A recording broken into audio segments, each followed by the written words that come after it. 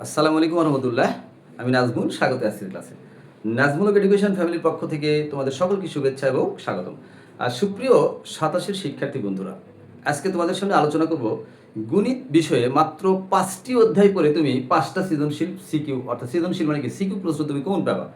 ওকে, কয়টা? মাত্র 5টি অধ্যায় পড়লে চাষ তোমরা আমাকে 5টা মিনিট সময় দিবে। এই 5টা মিনিট তোমাদেরকে বুঝে নিতে হবে স্যার আসলে কোন 5টা অধ্যায় পড়লে আমরা 5টা সৃজনশীল প্রশ্ন কমন পাবো, তাই না? সো আর দেরি না করে আমরা চলে যাই যে আসলে মূল আলোচনায় কোন 5টা অধ্যায় পড়লে আমরা 5টা সৃজনশীল প্রশ্ন কমন পাবো।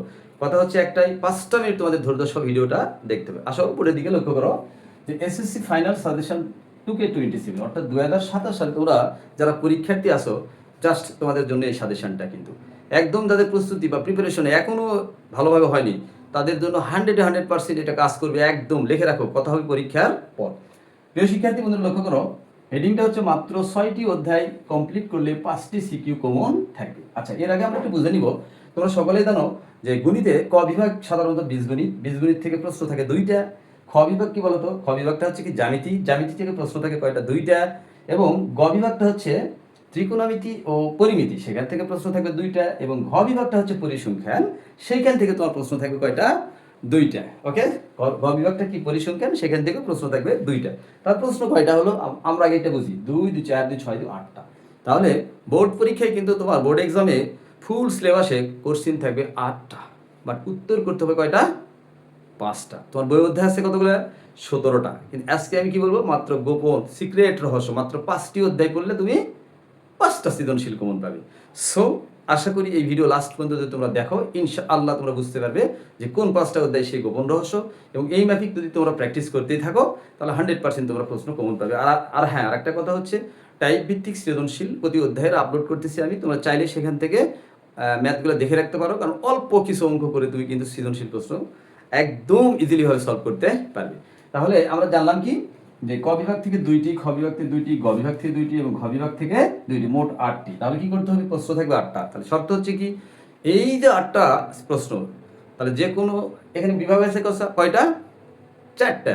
তাহলে প্রত্যেকটা বিভাগ থেকে একটি করে মোট 5টা প্রশ্নের উত্তর দিতে হবে। তাহলে একটা বিভাগ থেকে 2টা আর বাকি সবগুলো বিভাগ থেকে একটা করে দিতে হবে। চলো, আমাদের টার্গেট কি? 5টা সিকিউ কমন, তাই না?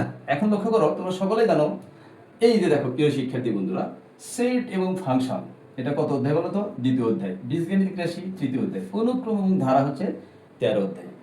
এরই ভিতরে তোমরা সকলেই জানো, বিগত বছরের প্রশ্ন যদি তোমরা অ্যানালাইসিস করো, বিশ্লেষণ করো, তাহলে তোমরা দেখতে পাবে সেট সেট ফাংশন এবং বীজগণিত রাশি থেকে প্রশ্ন আসেনি, এরকম ঘটনা কখনোই ঘটেনি। সো এখান থেকে কিন্তু তুমি চাইলে একটি সৃজনশীল প্রশ্ন কমন পেতে পারো 100% একটা।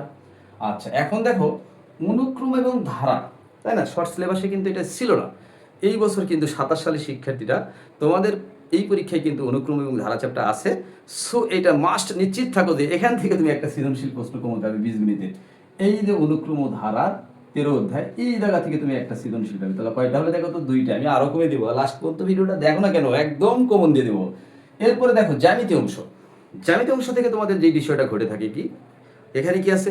উপপাদ্য, থিওরি এবং প্র্যাকটিক্যাল জিওমেট্রি সম্পাদ্য, অর্থাৎ 2টা অংশ থেকে 2টা সেট আসে। তাহলে কি তুমি কি ডিসাইড নেবে? প্রথমত তোমার টার্গেট হচ্ছে সম্পাদ্য, অর্থাৎ প্র্যাকটিক্যাল জিওমেট্রি থেকে তুমি একটা প্রশ্ন কমন নেবে, কারণ এই অংশটা খুবই সহজ। তাহলে তুমি নিশ্চিত জানো এই যে সম্পাদ্য, এইখান থেকে তুমি সৃজনশীল প্রশ্ন কমন পাবে একটি। কয়টা বলো তো? একটা।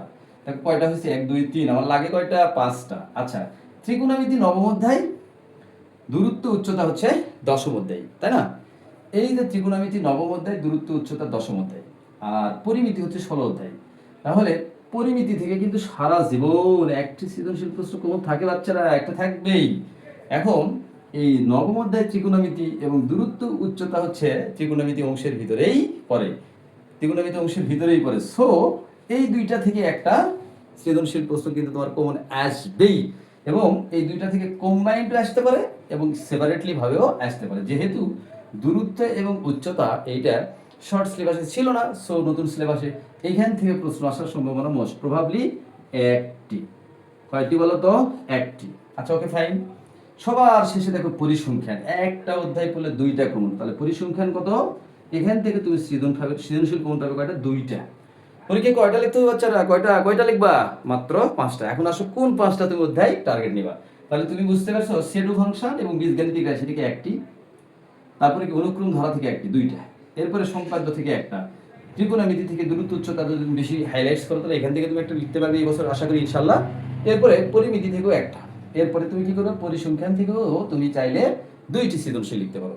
যাদের প্রিপারেশন এখনো খুব একটা লেভেলে নেয় তারা কি করবে, তাদেরকে আমি পরামর্শ দিচ্ছি। তোমরা সকলে জানো এই যে 4টা বিভাগ থেকে যে কোনো একটা বিভাগ থেকে 2টা দিতে হবে।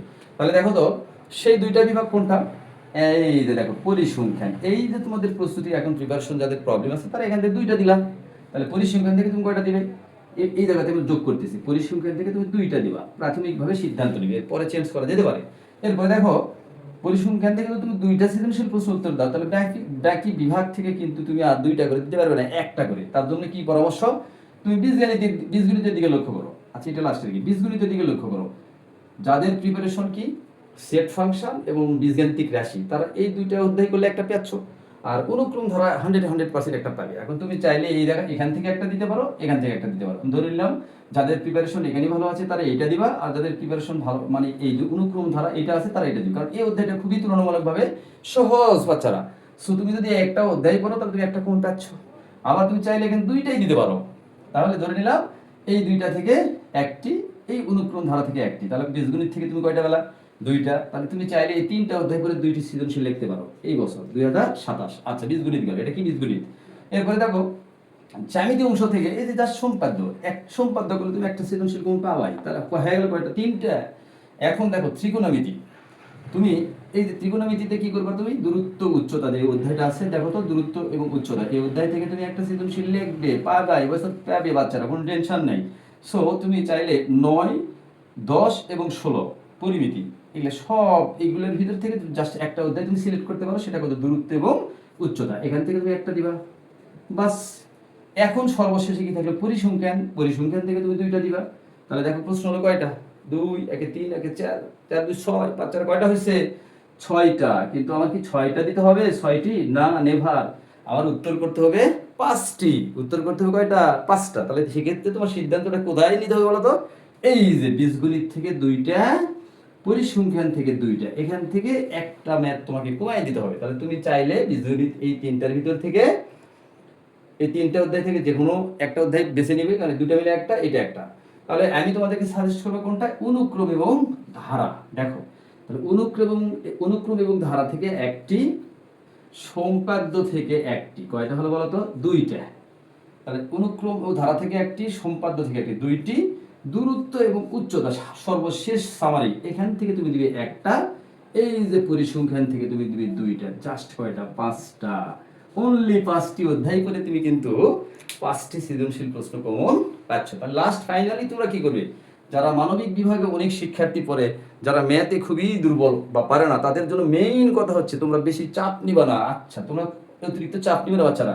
তোমরা কি করবে? জাস্ট অনুক্রম ধারা 13 অধ্যায়, সম্পাদ্য এই একটা, দূরত্ব উচ্চতা একটা, এরপরে কি পরিসংখ্যান থেকে 2টা, এই মোট 5টা সৃজনশীল তুমি প্র্যাকটিস করে দেবা। না মামার চেয়ে কানা মামা ভালো, অনেকে আছে দেখো সব অধ্যায় প্রিপারেশন নিচ্ছে, বাট পরীক্ষায় দেয়, পরীক্ষায় কি পারতেছে না তারা। তোমরা বেশি টার্গেট না নিয়ে তোমরা জাস্ট শুধুমাত্র এই কয়টা অধ্যায় করো, অনুক্রম ধারা, সম্পাদ্য, দূরত্ব উচ্চতা এবং পরিসংখ্যান। তাহলেই কিন্তু তোমার 5টা সৃজনশীল প্রশ্ন কমন থাকতেছে। এরপরে যাদের প্রিপারেশন হাইলি আছে, যারা খুবই টার্গেট, যাদের 100-100 টার্গেট, কত? 100-100, তোমরা চাইলে সবগুলো অধ্যায় করতে পারো। তোমরা যাদের টার্গেট 100-100, এই যে দেখো এখান থেকে একটা, এখান থেকে একটা, 2টা, সম্পাদ্য একটা, 3টা, এবং ত্রিকোণমিতি থেকে যাদের প্রিপারেশন ভালো আছে তারা নবম অধ্যায়টা করে নিবা, কোনো প্রবলেম আছে? নাই। তোমরা চাইলে এটাও করবা। তাহলে এই যে 9 আর 10 করলে তুমি একটা পেয়ে যাচ্ছ, তাদের প্রিপারেশন খুবই ভালো, 100-100 পেতে যাচ্ছ, তারা কি 9 আর 10 করবা। এরপরে পরিমিতি তাদের না করলেও প্রবলেম নেই, পরিসংখ্যান থেকে 2টা, অ্যাভেলেবল প্রশ্ন কমন। জাস্ট তোমাকে কি করতে হবে? মনোযোগ সহকারে পড়তে হবে। আর হ্যাঁ মনে রেখো, প্রতিটি অধ্যায়ের এই যে অধ্যায়গুলো তোমাদের সাজেশন দিলাম, এই অধ্যায়গুলো সাজেশন দিলাম, এই অধ্যায়গুলোর টাইপ ভিত্তিক ম্যাথ কিমি আমি আমার ইউটিউব চ্যানেল এবং ফেসবুক পেজে আপলোড করব, দেখতে থাকো। ইনশাআল্লাহ অল্প কিছু ম্যাথ করে তুমি পরীক্ষায় সব সৃজনশীল কমন পাবে। আজকে এই পর্যন্তই, ধন্যবাদ সকলকে, আল্লাহ হাফেজ।